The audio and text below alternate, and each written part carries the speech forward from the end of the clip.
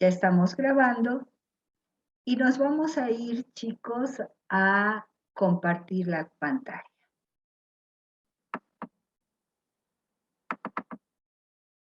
¿Están viendo?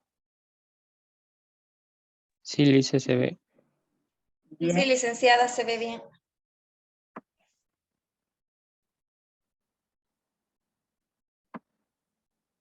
Bien. Estamos en la evaluación del cuestionario desiderativo. ¿Qué vamos a ver en este escenario, en este capítulo?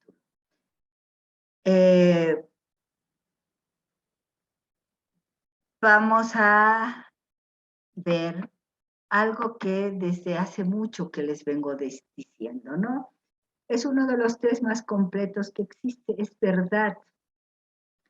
Ustedes no saben lo completo que es y lo preciso que es. Es tan preciso que hasta da susto, hasta da miedo, porque pues ustedes obtienen tantos datos posibles de ser interpretados, conducta, tiempo de reacción, qué ya podemos decir de todo ello, desvitalización en tanto identificaciones, que hemos ido preparando el terreno para todo ello. Por lo tanto, van a ver que es uno de los test que les dice muchísimo, es un test riquininísimo que les dice muchísimo de nuestro paciente.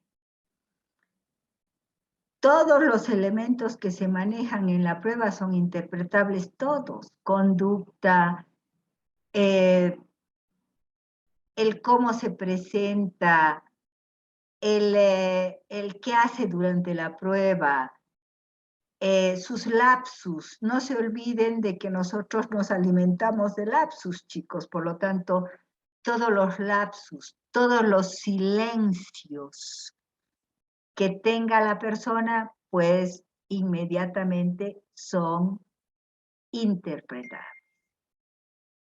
Es un test verbal y sin embargo es cuantitativo y cualitativo. ¿Cómo podemos cuantificar una prueba verbal? Siempre es algo muy difícil, porque una prueba verbal no es lo mismo que una prueba escrita, no es lo mismo, gráfica, por ejemplo, no es lo mismo que una prueba con elementos desencadenantes como nuestras láminas. Por lo tanto, la pregunta surge, ¿no? ¿Cómo podemos cuantificar una prueba verbal?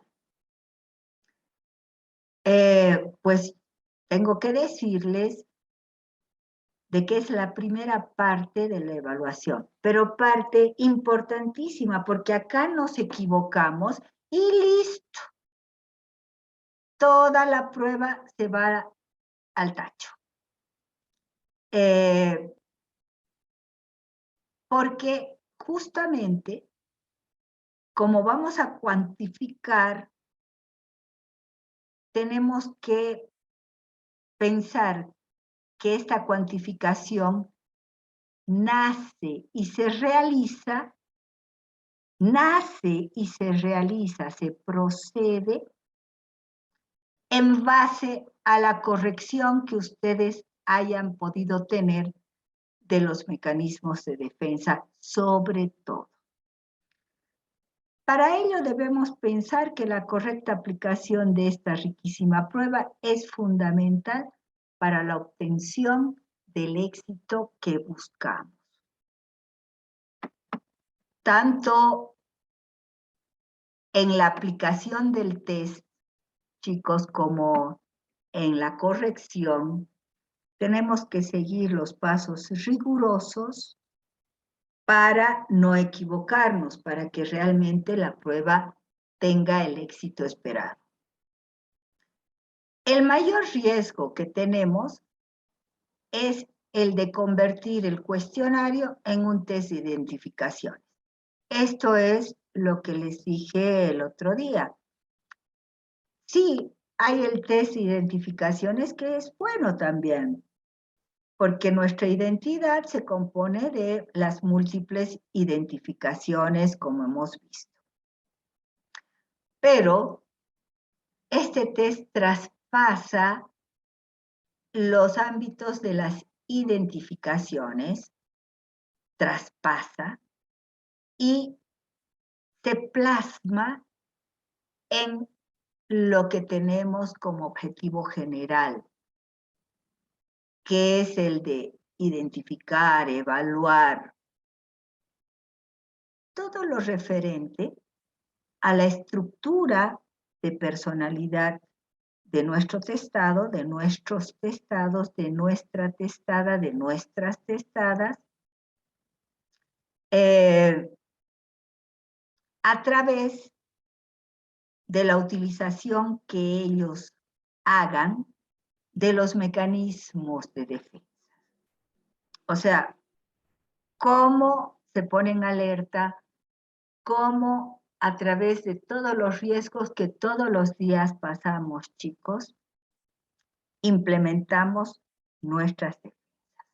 Por lo tanto, es importantísimo que nosotros sepamos que el cuestionario desiderativo es esta evaluación de la fortaleza o no de la personalidad. Y convertirlo en un test de identificaciones sería una pérdida en la riqueza que nos puede dar este test.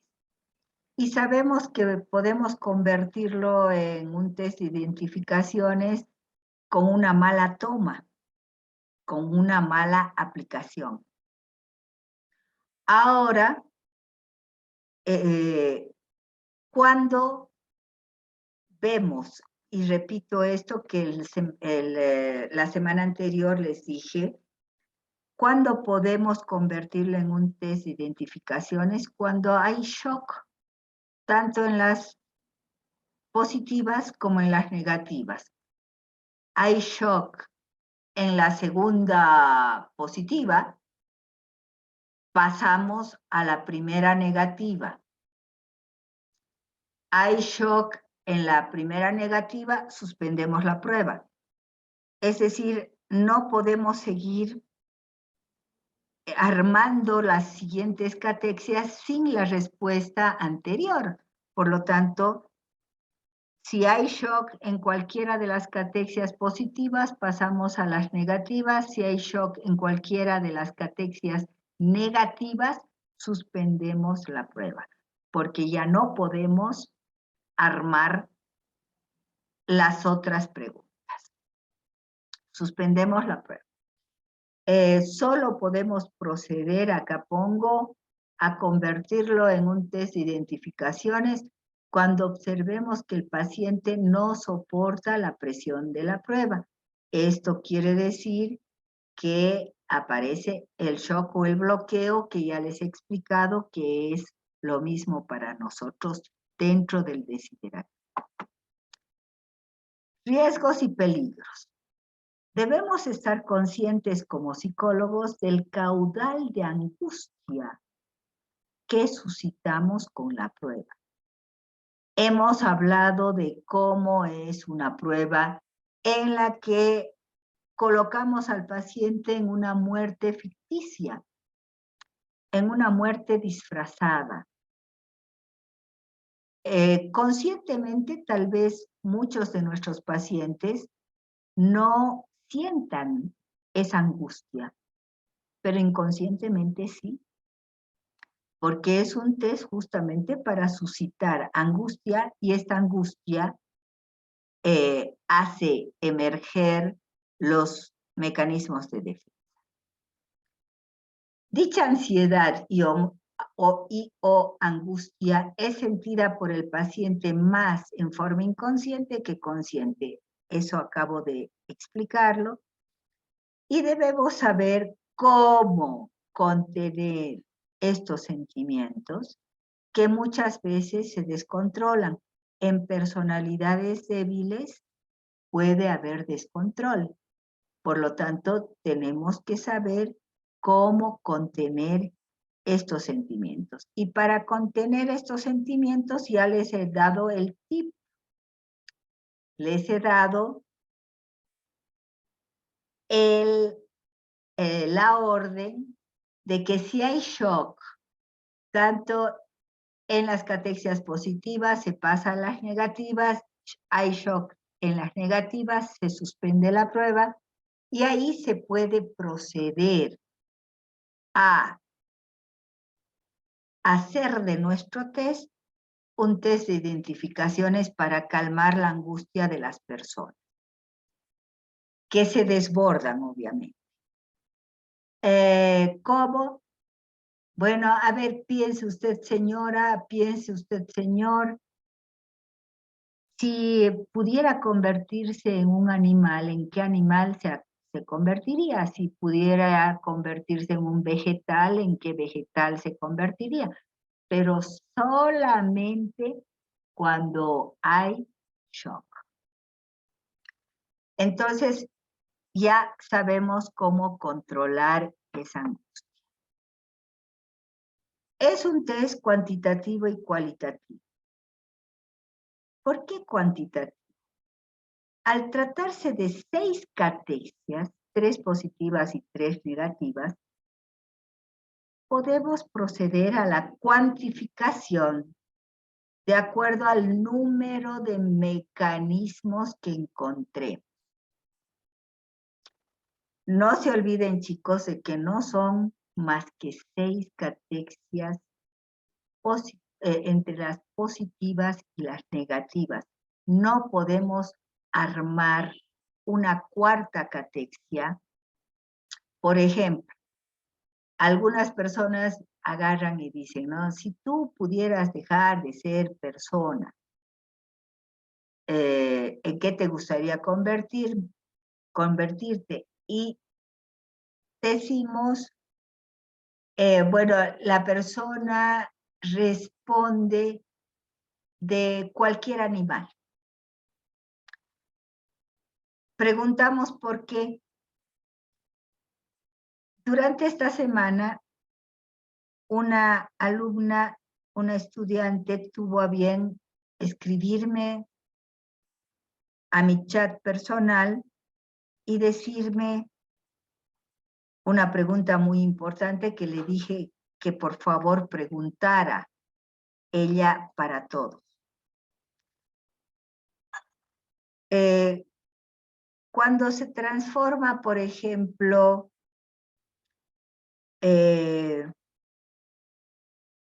la persona en un perro, pues ustedes tienen que agarrar y preguntar qué tipo de perro.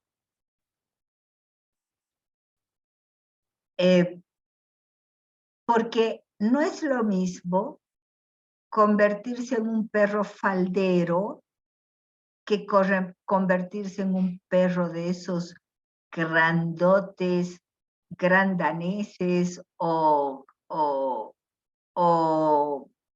qué sé yo, bulldogs.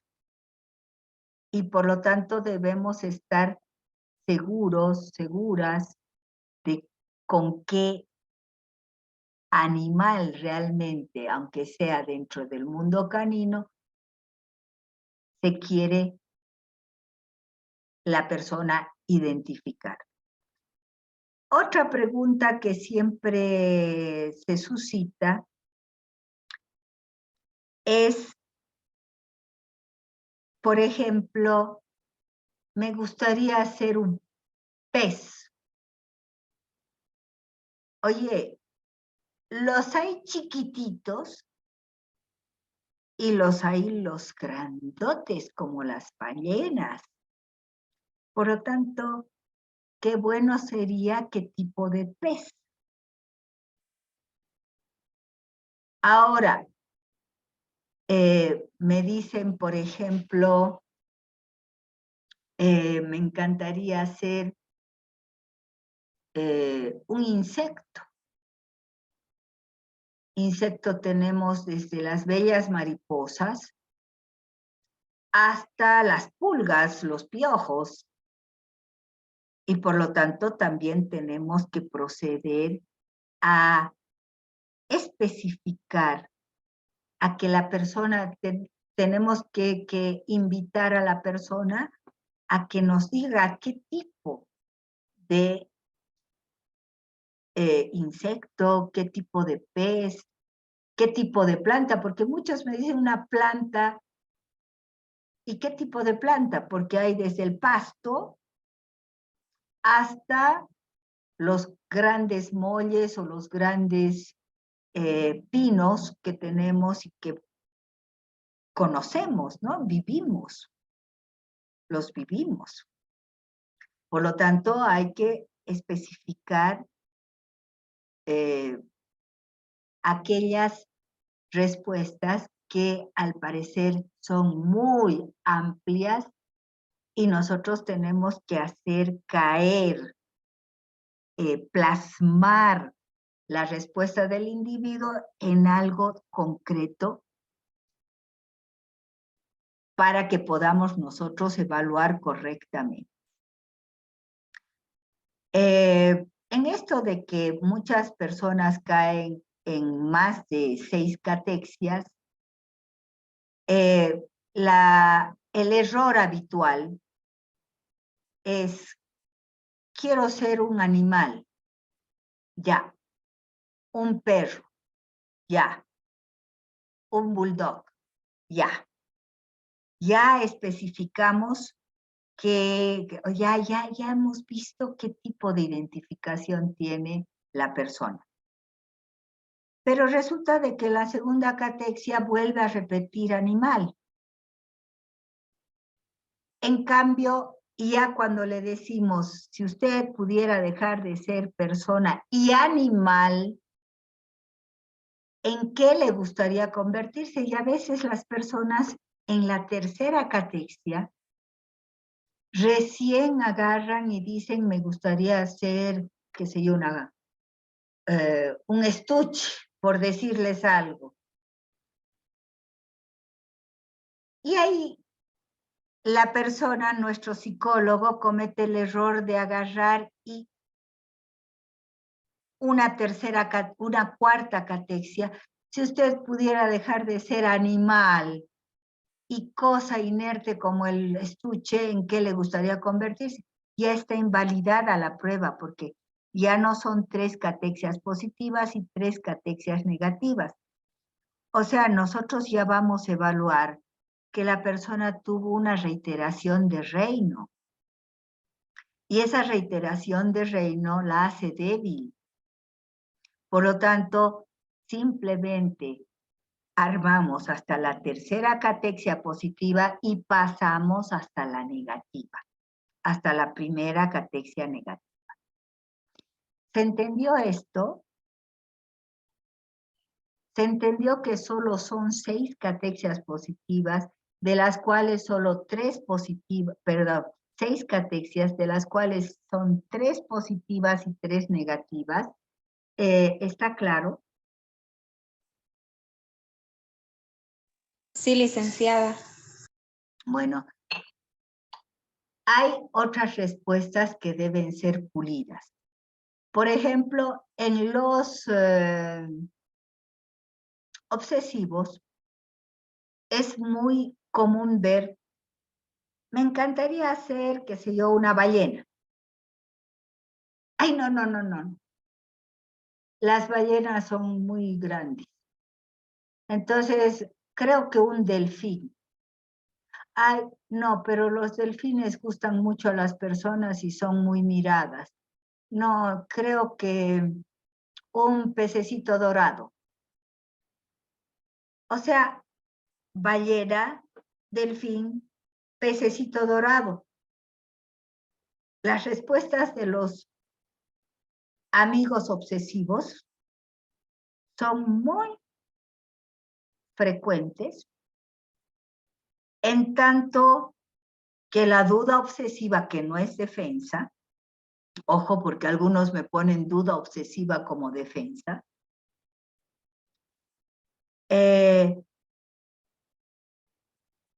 hace de que elijan varias opciones. Entonces, nosotros tenemos que agarrar y decir, a ver, ballena, delfín o pececito dorado.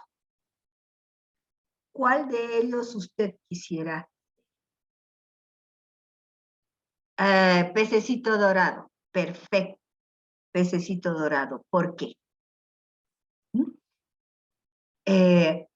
Hay que delimitar cuál realmente, y lo ponemos en un tremendo problema al obsesivo, pero tenemos que delimitar cuál es realmente la defensa que está argumentando a través de esas identificaciones. Ahora también recuerdo algo que quisiera que ustedes tomen en cuenta. Nosotros acá en Cochabamba somos, y recordando el 14 de septiembre, somos muy cochabambinos cuando hablamos, y hablamos en diminutivo. Por ejemplo, pececito dorado. Pececito, en vez de pez dorado, pececito dorado, todo aquello que tenga diminutivo, chicos, es regresión. Es regresión a la primera infancia. Ahora, ustedes se encuentran con una persona muy cochabambina y que todas sus respuestas son con diminutivos. Y entonces ahí ustedes ya han evaluado regresión en cada una de las respuestas, pero también tienen que plantearse lo cultural. Ahora, las regresiones siempre están acompañadas por fijaciones, ¿no? O sea, siempre. Por lo tanto, ustedes tienen que apelar a todo el bagaje teórico que tienen y ver las regresiones acompañadas de las fijaciones, por más de que la persona sea muy cochabambina. Toda prueba dentro del cuestionario desiderativo que tenga diminutivos, no se olviden que es una forma de regresión, aunque en nuestro contexto se hable muy frecuentemente en diminutivo. Y esto lo digo porque en la mayor parte de las pruebas que ya hemos tomado en este contexto, no, en Cochabamba, Bolivia, no predomina el diminutivo como respuesta. Por lo tanto, las personas adultas que hablen en diminutivo o adolescentes que hablen en diminutivo, aun sean cochabambinas, no es por una influencia de nuestro medio cultural y el cómo hablamos, no. Es sobre todo porque se trata de una regresión y tenemos que ver dónde se encuentran las fijaciones. Bien, dicho esto, paso al siguiente cuadro y digo que en el test, otra vuelta, seguimos dentro de lo que son las características de lo cuantitativo y lo cualitativo. Las respuestas de nuestro testado se convierten en importantísimas, al igual que sus silencios, sus gestos, sus exclamaciones, su forma de presentarse al mundo, etc. La evaluación cuantitativa es la que nos va a permitir llegar a un diagnóstico. En realidad, la evaluación cuantitativa es aquella que nos va a proporcionar la información suficiente como para llegar a un diagnóstico. Vale decir a una identificación de la estructura, del funcionamiento y de los rasgos del paciente testado. Si nosotros queremos hacer un buen diagnóstico, ya esto lo vienen hablando, lo venimos hablando desde Proyectivas 1. Si nosotros queremos hacer un excelente diagnóstico, tenemos que identificar la estructura de nuestro paciente, el funcionamiento y los rasgos. Vuelvo a recordarles, la estructura, las defensas con las cuales más se maneja el paciente. El funcionamiento, aquellas defensas a las que apela en caso de que las primeras, es decir, las defensas de la estructura, fallen. Y los rasgos, en caso de que el funcionamiento, las defensas del funcionamiento y de la estructura fallen. Los rasgos del paciente son aquellas defensas en las que apela en última instancia, pero las apela. Recuerden ustedes que nosotros no somos una estructura purita. Los neuróticos tenemos mezcla, y cuanto más mezcla tengamos, mejor. En cambio, los psicóticos es como si sus estructuras fueran muy rígidas, sus defensas fueran muy rígidas, muy débiles, y que por ello entran en shock o entran en bloqueo.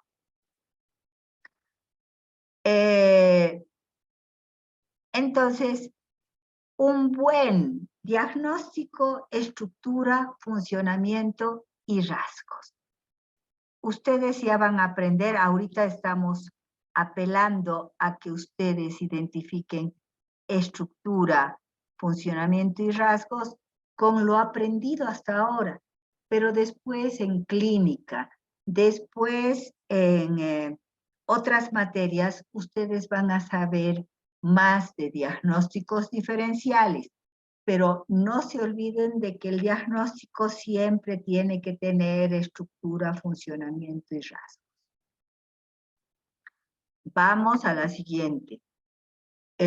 La parte cualitativa nos permite cualitativa. Ya hemos visto la parte cuantitativa a través del conteo de las defensas. En cambio, la parte cualitativa tiene la característica de que nos permite reflexionar y analizar sobre la corrección que hemos efectuado de lo cuantitativo. Siempre subrayo el hecho. ¿Recuerdan ustedes que en matemáticas nos daban un ejercicio y hacíamos, qué sé yo, 2 páginas de ejercicio? Y después nos ponían comprobación. Si nuestro ejercicio estaba correcto, aplicábamos una formulita de comprobación y bueno, entonces la formulita de comprobación nos decía que si habíamos procedido bien o habíamos procedido mal en el desarrollo del ejercicio. Bueno, en desiderativo es igual. La parte cuantitativa la vamos a realizar y la parte cualitativa tiene que estar obviamente acorde a la parte cuantitativa. A través de el análisis y la reflexión de distintos datos. Si no hay correspondencia entre la parte cualitativa y cuantitativa, pues algo está fallando en nuestro diagnóstico. Pues entonces la parte cualitativa se convierte en un reforzamiento de nuestro diagnóstico, pero además nos da pruebas de la debilidad o fortaleza del diagnóstico que hemos efectuado.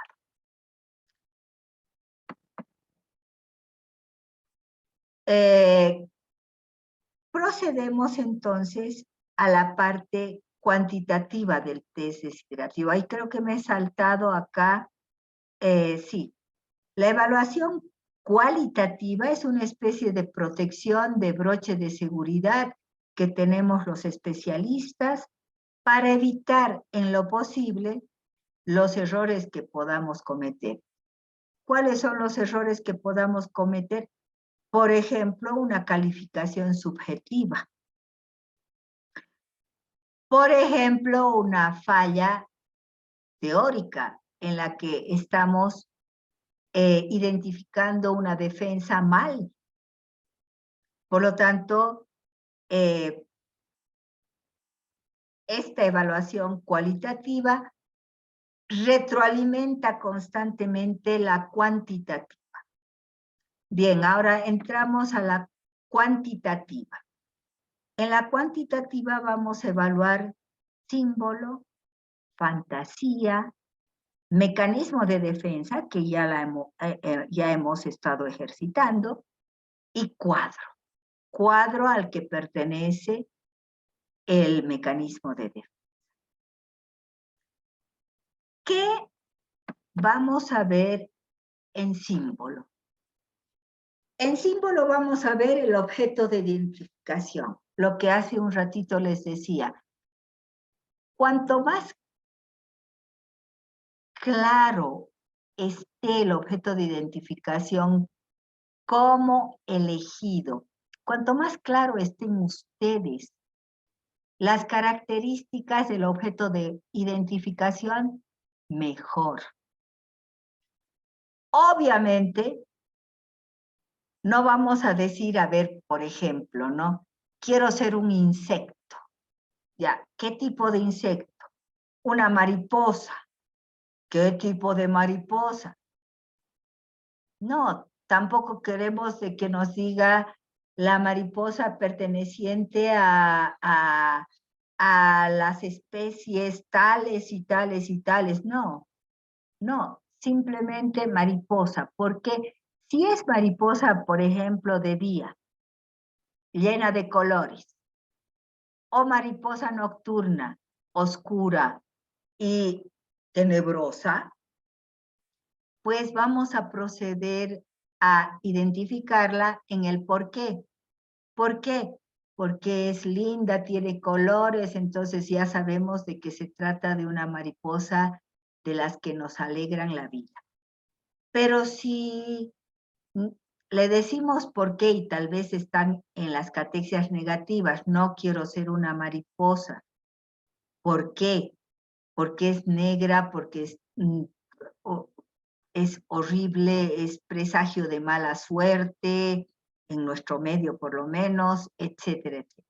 Entonces, tampoco quiero que sean tan exhaustivos, pero sí que tengan el objeto de identificación ustedes, los receptores de la respuesta del paciente, quiero que tengan clarito el objeto elegido. Por lo tanto, el objeto de identificación tienen que tenerlo muy presente en lo que se está queriendo identificar nuestro paciente. Interviene lo consciente, pero sobre todo lo inconsciente. Interviene lo consciente.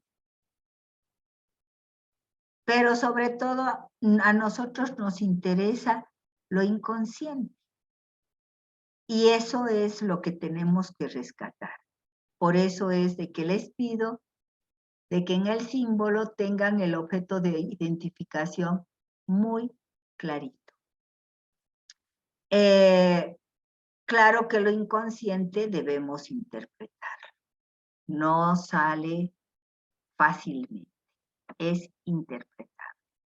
Por lo tanto, el símbolo es el objeto de identificación y cómo nosotros vamos a evaluar el símbolo.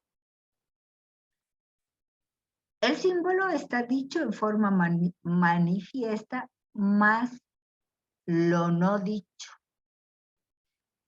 Hace un ratito les decía, está lo consciente, pero también lo inconsciente. Está dicho en forma manifiesta lo que quiere, pero también está dicho en forma inconsciente lo no manifestado en la respuesta misma. Por ejemplo, en lo positivo va a haber respuestas conscientes e inconscientes, pero también en lo negativo. ¿Y cómo vamos a ver esto? Ay, perdón, ya entramos a la... lo dicho por el paciente, es decir, en el símbolo, lo dicho por el paciente. Quiero ser, me gustaría ser un perro. ¿Qué tipo de perro? Un chihuahua. ¿Por qué? Ay, porque me encantan, porque son bulliciosos, porque son lindos, porque son falderos. Eso es lo dicho y es lo consciente. Pero nosotros también tenemos que ver que el chihuahua tiene características negativas, pese a que le estamos preguntando dentro de las catexias positivas. El chihuahua es nervioso, el chihuahua es muy ladrador, por lo tanto muchas veces estresante, y el chihuahua es muy delicado, o sea, requiere mucho cuidado. Por lo tanto, lo manifiesto está en lo dicho por el individuo, por nuestro testado. Pero lo no dicho está también en las características negativas que tiene el símbolo. De igual forma, en lo negativo. En lo negativo, lo dicho es lo consciente, pero lo no dicho es lo inconsciente. Todo objeto, por más negativo que sea, tiene algo de inconsciente. Tiene algo de positivo. Por lo tanto, en el símbolo, nosotros tenemos que tomar en cuenta lo dicho por el paciente. Dentro de las características positivas también están características que no han sido dichas por el paciente. Y también esta catexia, esta respuesta a la catexia positiva, tiene algo de negativo. Me dejo a entender. Por ejemplo, quiero ser un chihuahua porque es lindo y es faldero. ¿Ya? Perfecto. No me dijo más nada. Pero el chihuahua tiene otras características positivas. Por ejemplo, es chiquito, es muy despierto, es muy movedizo. Son características positivas. Pero dentro de las características negativas puede estar, es bullicioso y es muy nervioso, o sea, es muy, el chihuahuita es muy chillón, por lo que es muy nervioso. Todo le molesta. Ponemos todo. Es decir, identificamos en el proceso de identificación, chicos, ponemos tanto aquello dicho positivo más lo no dicho positivo, pero también ponemos aquella característica más importante o aquellas características más importantes negativas, para así poder interpretar lo consciente y lo inconsciente. ¿Se entendió esto?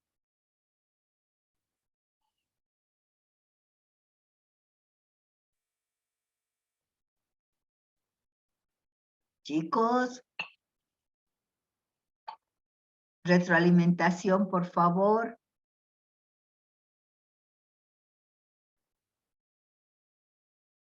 ¿Se entendió? ¿O vuelvo a repetir? Sí, licenciada, por favor.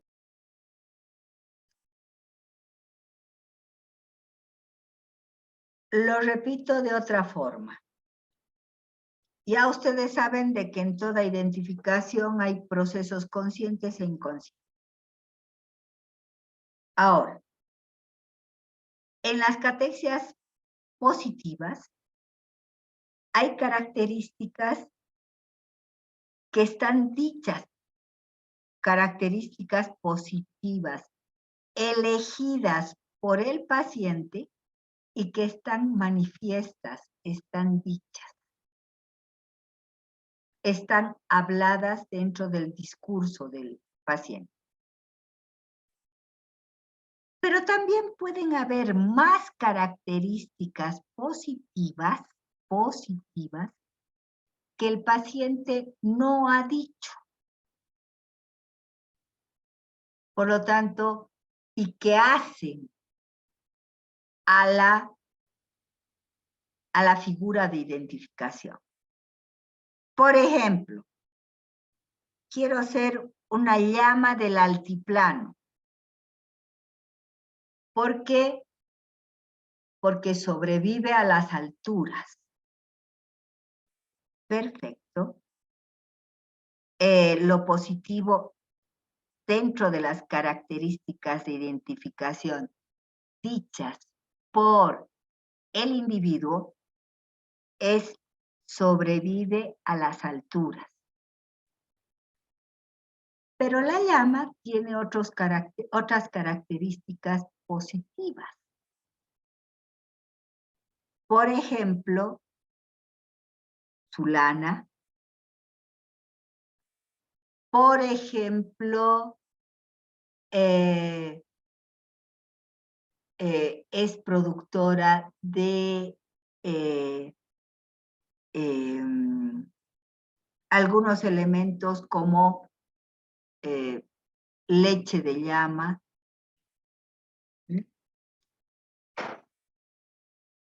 Por ejemplo, es un camélido muy resistente, no es un camélido débil.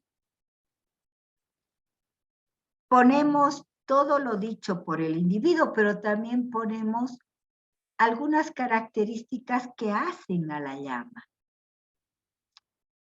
Características que ustedes incluso pueden sacar del diccionario, que son las más objetivas y las más tradicionales, digamos. Pero la llama también tiene un aspecto negativo que es característico de la llama.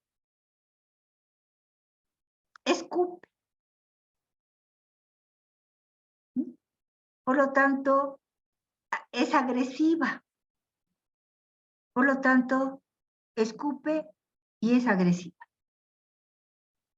Porque en toda identificación hay procesos conscientes, dichos, pero también hay procesos inconscientes no dichos. Y en lo no dicho puede haber cosas positivas, no dichas por el individuo, y cosas negativas no dichas por nuestro paciente.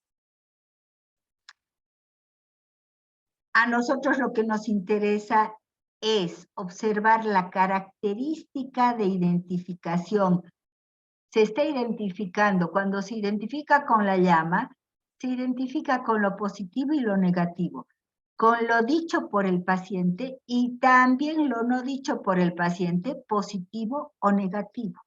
Ahora sí. ¿Ahora entendieron?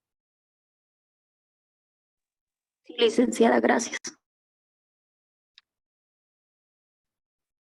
Pues en las catexias negativas también tenemos la misma característica. Vamos a tener las características negativas de identificación, lo que no quiere ser, pero tiene, ¿no? Esto es lo lindo del desiderativo. Lo que no quiere ser, pero es. Son las características negativas que son más devaluadas por la persona de sí mismo. Por lo tanto, en las características negativas también va a decir, qué sé yo, no me gustaría ser, qué sé yo, un cerdo. ¿Mm? Perfecto. ¿Por qué? Porque huele mal, porque es sucio. Y no nos dijo más.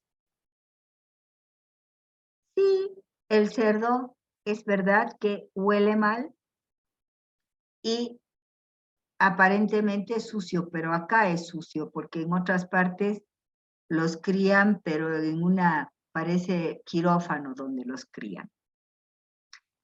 Acá estamos acostumbrados a que nuestros criaderos no sean de los más limpios, pero bueno, ya. Entonces no quiero ser cerdo porque huele y es sucio. Pero hay otras características negativas y también positivas, pese a que estamos en la catexia negativa. Todo lo dicho por el individuo es lo manifiesto, es lo consciente, que huele y que es sucio. Pero hay otras características negativas en el cerdo que dentro de los animales domésticos no es un animal muy acompañador, digamos, no es un animal muy sociable con el ser humano, aunque ahora hay unos cerditos que están siendo mascotas, pero eso lo veríamos después cuando el individuo diga por qué. Y bueno, el cerdo tiene un pelaje muy duro. Ya, perfecto. Pero también el cerdo tiene características positivas. Por ejemplo, su carne es apetecida por muchos comensales. Como por ejemplo, muchos de los órganos internos del cerdo ayudan en la medicina para salvar humanos, porque sus tejidos se parecen mucho a los de los humanos. Y por ejemplo, muchas veces cuando tienen que hacer algunas cirugías, utilizan partes del cerdo, partes del interior del cerdo para hacer, especialmente en cirugías del corazón. Por lo tanto, chicos, la persona se ha identificado, no quiere ser un cerdo y no quiere ser conscientemente porque huele y es sucio. Pero inconscientemente hay otras características negativas que él ha obviado, por ejemplo, lo que comen los cerdos, ¿no?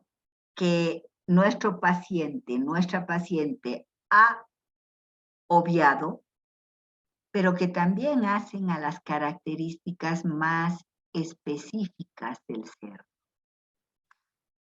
Y también hay algo de positivo en el cerdo. Por lo tanto, ustedes tienen que pensar muy bien, y yo les digo, en esto, por ejemplo, si se trata de animales, apóyense en el test de Sasso. ¿Recuerdan el test de Sasso que nos permitió evaluar a la familia de animales?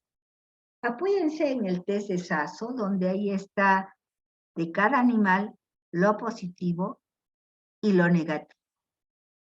Si no se apoyan en el test de Sasso, pues busquen un diccionario. Para cualquier elemento de identificación que haya dicho el individuo, para ser más objetivos pueden buscar en el diccionario. En el diccionario siempre les va a decir las características principales de tanto objetos como vegetales como minerales. ¿Ahora entendieron esta parte? Sí, licenciada. Lo que nos interesa es ver que el objeto de identificación tiene características positivas y negativas. De acuerdo a la catexia, características positivas primeramente dichas y elegidas por el paciente, pero también pueden haber no dichas ni elegidas por el paciente. Y también tienen características negativas sobresalientes que se las puede poner, porque nosotros estamos tratando de evaluar la identificación del paciente, que las identificaciones no solamente son por lo positivo o por lo negativo, sino también por lo no dicho por el paciente. ¿Ya? Bueno, si han entendido, vamos a fantasía. En catexias positivas, ¿qué pasa en fantasía? Develan el cómo se defiende la persona adoptando las características más valoradas por sí misma. Características más valoradas. En cambio, en las catexias negativas, lo contrario. Develan en el cómo se defiende adoptando las características más negativas y rechazadas por sí mismo. Chicos, diríamos en otras palabras, que las catexias positivas surgen en momentos de tensión, pero apelando a que, pero el paciente está apelando a aquellas características más adaptadas y que le han dado mejor resultado en situaciones de angustia o de ansiedad. En cambio, en las catexias negativas, ustedes van a ver que el paciente se defiende ya con los últimos golpes, las últimas agresiones que nosotros estamos haciendo. Sacar lo positivo de nosotros es fácil, es bonito. Y eso sucede en las catexias positivas. Pero sacar lo negativo, es más difícil. Y no se olviden que nosotros ya lo estamos agrediendo desde las primeras catexias que nosotros pedimos que respondan. Por lo tanto, en las catexias negativas, el testado va a defenderse con lo más feo de sí mismo, con lo más criticado, con lo más rechazado de sí mismo. Por ejemplo, yo recuerdo, ¿no?, una anécdota que tuve en el consultorio. Viene una mamá y me dice, mi hija es mitómana. Miente, pero en las cosas más absurdas. 2 minutos antes yo veo de que ella ha puesto un vaso en la mesa. Y yo pregunto, ¿quién ha puesto el vaso en la mesa? En vez de decir yo, mamá, y sacarlo, llevarlo a lavar, qué sé yo, me dice, yo no. Pero hijita, te he visto poner el vaso en la mesa.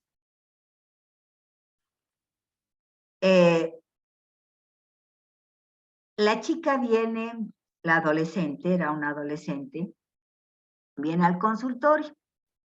Y cuando hay una mitomanía tan severa, porque la mamá me contó otras anécdotas desde chiquititos hasta grandes. Recuerdo que el grande era que se inventó de que su papá o su mamá se moría. Y todos los de su curso agarraban y decían, cuánto lamento la muerte de tu papito, está en los cielos y demás cosas. Y era mentira. Los dos papás gozaban de salud, ¿no? Por lo tanto, cuando hay mentiras desde chiquititas hasta grandes, nosotros podemos pensar no solamente en una mitomanía inocente, entre comillas, sino en una dificultad para diferenciar lo real de la fantasía, de una dificultad en lo que nosotros llamamos criterio de realidad. Los neuróticos sabemos qué es realidad y qué es fantasía. Y en una mitomanía tan acusada como esta paciente, no sabíamos si ella lo hacía porque su debilidad yoica ya no le estaba permitiendo diferenciar la realidad de la fantasía, o porque realmente era una persona chanta, es decir, que nos toma el pelo, como una forma de rebeldía ante su medio familiar. Por lo tanto, chicos, tomo este test y en la primera catexia negativa me dice, si tú pudieras dejar de ser persona, ¿en qué no te gustaría convertirte? Ay, dice la adolescente, no me gustaría hacer la mentira. O sea, fíjense, no me gustaría hacer la mentira. Y claro,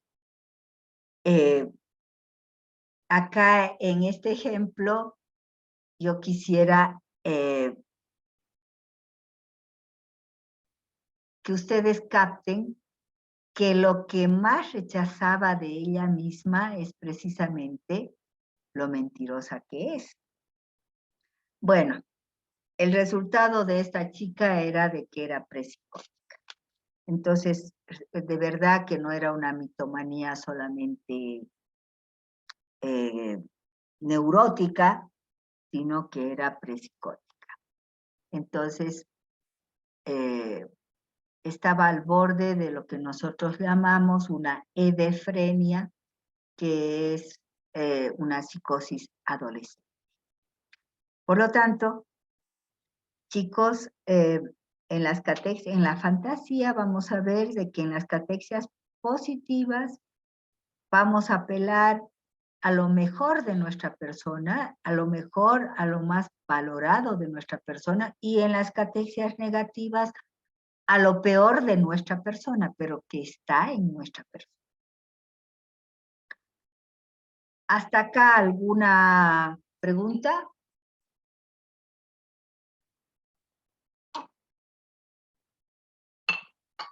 Bueno, seguimos. Fantasía.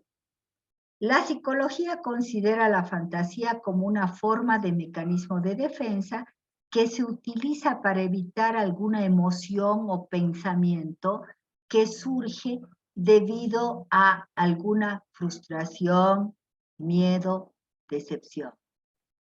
O sea que es una forma, no es un mecanismo, es una forma de mecanismo de defensa. Y esta forma de mecanismo de defensa se plasma en las respuestas de nuestro testado, respuestas de nuestro paciente, de nuestra paciente, apelando a aquellas características que la persona cree más positivas o aquellas características que son las más rechazadas de sí misma, frente a alguna frustración, miedo o decepción. O sea, que la fantasía es una forma de mecanismo, pero tenemos que ver qué mecanismo, porque la fantasía en sí no podríamos agarrar y decir mecanismo de defensa, fantasía. No, la fantasía en sí no es defensa en sí misma, sino es que es una forma de defenderte. ¿Cuándo fantaseamos? Fantaseamos cuando nos tenemos que defender de algo que nos está sucediendo en nuestro entorno. ¿Y cómo nos tenemos que defender? Ahí está el mecanismo de defensa recién. Ahora, en la fantasía podemos tener regresiones y compensaciones que velan por el cumplimiento de los deseos. Son funciones reparadoras ante las faltas y vacíos de la realidad. La salud mental se aprecia por la capacidad que tenga el individuo para diferenciar fantasía de realidad. Yo puedo fantasear con que hay septiembre, día del amor, día de la primavera, el próximo miércoles será el día de ustedes, de los estudiantes, es decir, de nosotros, porque yo les digo de que en cuanto salí profesional, nunca estudié más en mi vida, o sea, no en la universidad, sino después de la universidad, porque nos encontramos con cosas que la universidad no nos ha dado. Por lo tanto, es día de nosotros, tanto de estudiantes como de docentes, porque nuestros roles, y yo creo que de todos los profesionales, es seguir estudiando. Por lo tanto, pero ya, 21 de septiembre, me encantaría que mi enamorado o mi enamorada haga algo especial porque es día del amor.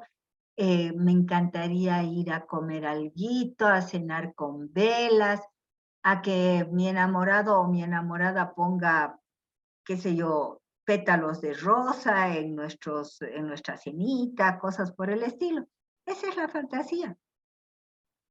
Pero no sabemos si sabemos, o sea, una persona sabe cuando está fantaseando y está deseando y cuando es realidad. De repente el día del enamorado o el día de la enamorada es algo mucho más lindo que su propia fantasía o es algo mucho más feo que su deseo. Entonces, ojo, la salud mental se aprecia por esa capacidad. Este es mi deseo, pero sé que tengo que esperar al 21 para ver cuánto de mi deseo se plasma en realidad. Sé diferenciar que esta es mi fantasía y mi realidad puede ser otra, o mejor o peor. Por lo tanto, el neurótico sabe diferenciar entre la realidad y la fantasía. En cambio, el prepsicótico no. Ahora bien, nosotros nos hemos munido de determinadas formulitas para develar las fantasías de nuestros testados, las fantasías de nuestros pacientes. En las catexias positivas, la formulita es: si tú me agredes, me convierto en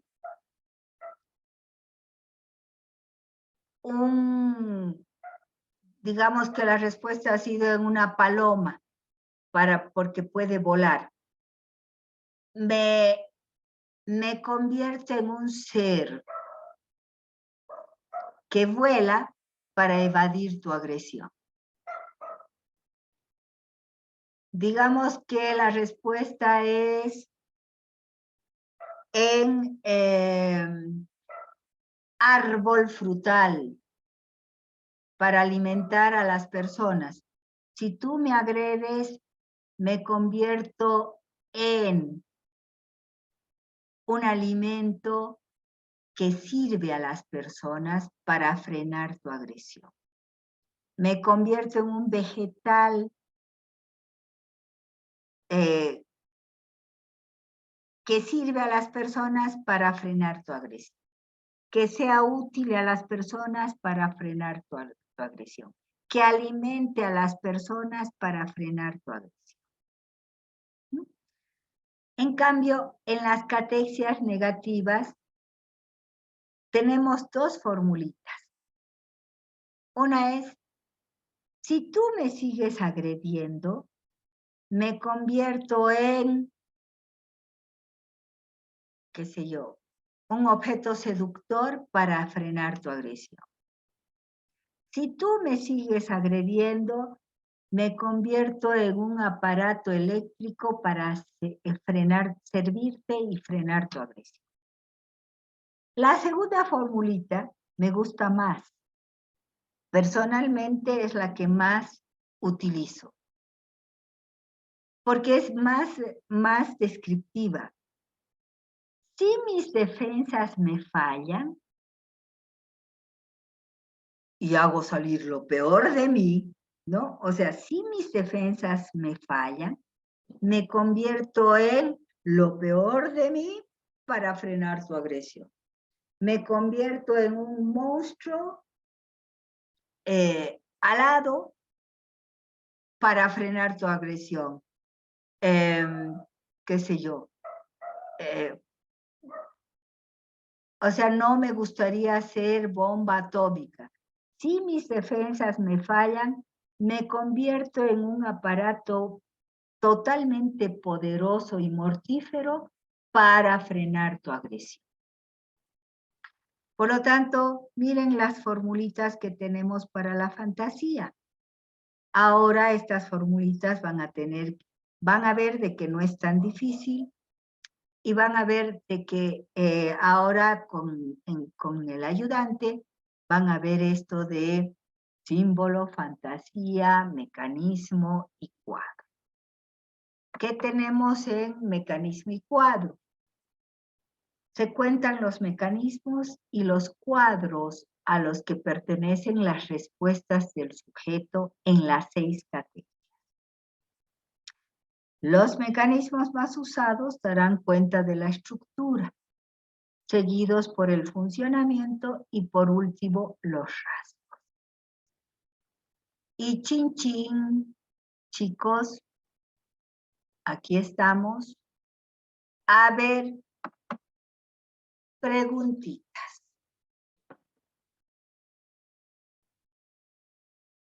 Se han quedado anonadados. A ver, chicos, preguntas. Símbolo. sobre símbolo, ya sea, no se olviden, en símbolo tienen que poner lo que ha dicho el paciente, pero después lo que no ha dicho positivo y negativo que hace como característica a lo elegido. En las catexias negativas se procede igual, lo dicho por el paciente y lo no dicho, que hace a las características negativas, pero que también puede tener algo de positivo. Pero es característica de ese objeto de identificación. En la fantasía, yo implanto la formulita. Si me atacas, me convierto en las catexias positivas. Para frenar tu agresión. Y en las catexias negativas, si me sigues atacando, me convierto en para frenar tu agresión. Y en las, y el que más me gusta, si mis defensas me fallan, me convierto en, si mis defensas me fallan, saco lo peor de mí, me convierto en Ustedes van a ver clarito cómo se comporta el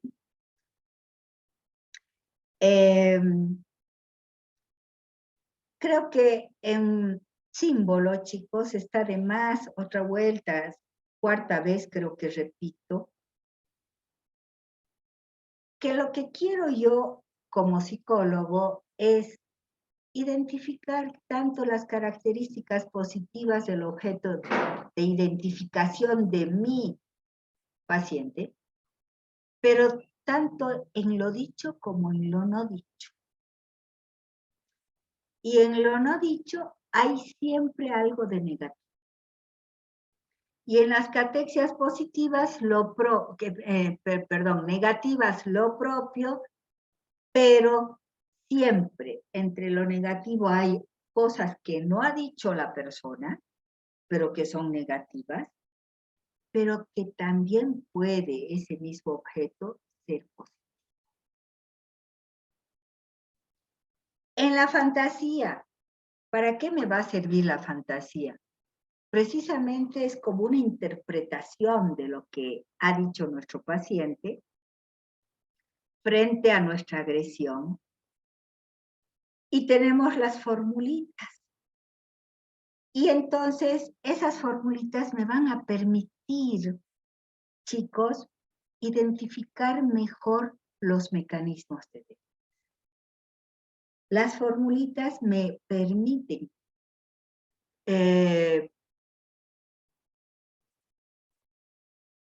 por ejemplo, a ver, se me ocurre, me encantaría hacer una paloma porque vuela y se posa después para descansar. Vuela, evasión. Posa después para descansar, contrafobia. Entonces, ahí nosotros en la fantasía vemos que está utilizando mecanismos fóbicos, el cuadro es fóbico, pero tanto porque mi agresión hace de que la persona vuele, evada, como también que emplee mecanismos contrafóbicos. Es decir, se pose para descansar, no es incansable, ¿no? Por lo tanto, hay mecanismos contrafóbicos. Y entonces ustedes arman su fantasía, arman la parte de fantasía. Si tú me agredes, vuelo, evado. Pero también empleo mecanismos contrafóbicos para frenar su agresión.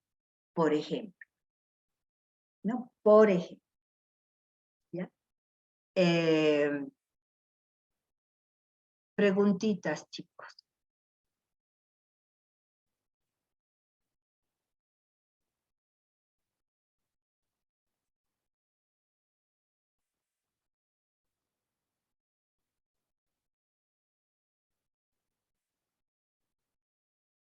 Bueno,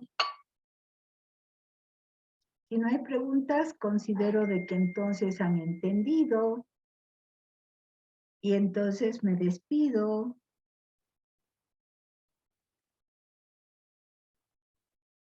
Bueno, no hay preguntas, chicos. Gracias por asistir y el martes estamos presentes. Voy a poner todo lo que ustedes tengan que ver al respecto. Vean, por favor, la guía que les ponga para la semana. Hasta luego. Hasta luego, Licen.